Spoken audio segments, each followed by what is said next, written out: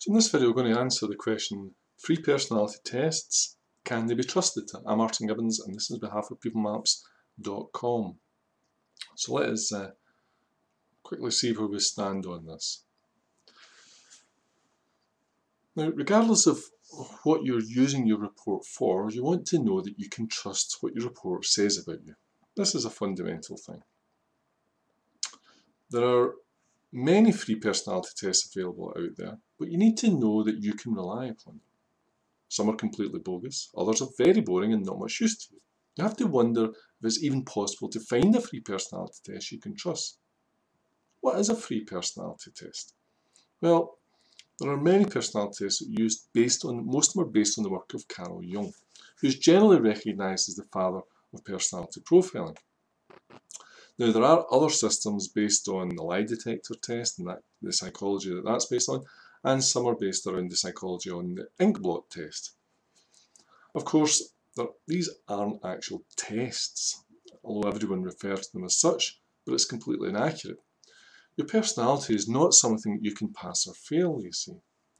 Now, as Popeye would say, you is what you is. It's not something that's right or wrong. Jung himself did not believe in norms. He didn't believe one should strive to fit the norm and saw this as a misuse of personality profile. Yet many people, professionals included, insist on trying to norm people. Now, a more constructive use is where you use the report to verbalise and simplify something as complex as human personality.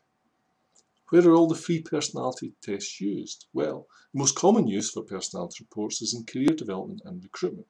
However, we are seeing free personality tests used in a diverse array of applications, such as dating and relationship development.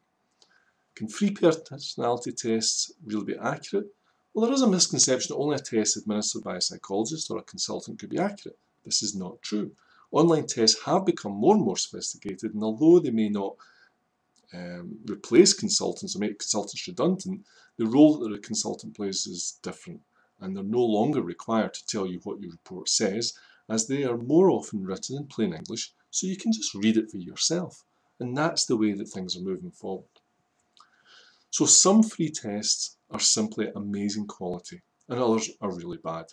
It's not just the psychology you have to complain about, it's the online interface, and this is one of the big things. So you've got to consider and weigh up both.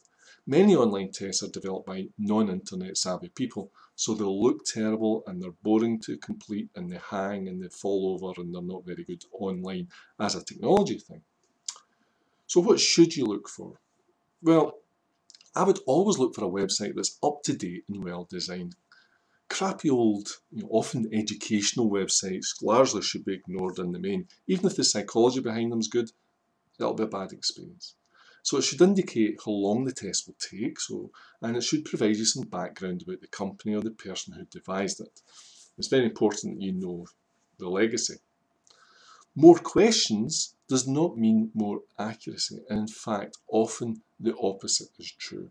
And this is one of the great misconceptions as regards personality profiling, that the more questions you're asked, the more accurate your report. Not true.